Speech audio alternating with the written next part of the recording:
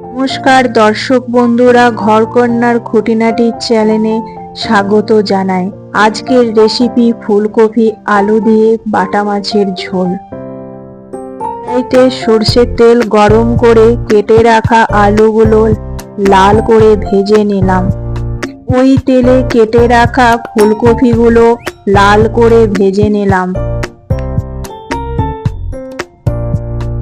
ওই তেলটাতে বাটা মাছগুলো ভেজে নিলাম। ওই তেলে কালো জিরে ফোড়ন দিলাম। আদা রসুন কাঁচা লঙ্কা পেঁয়াজ বাটাটা দিয়ে দিলাম।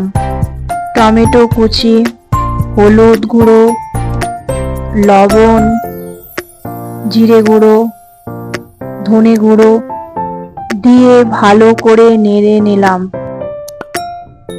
মশলা ভাজা হয়ে গেলে আগে থেকে ভেজে রাখা আলু ফুলকপি দিয়ে নেড়ে নিলাম। জল দিয়ে নেড়ে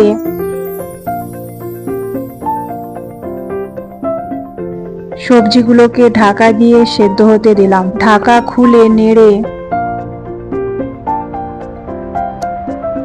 ভেজে রাখা বাটা মাছগুলো দিয়ে ভালো করে নেড়ে নিলাম।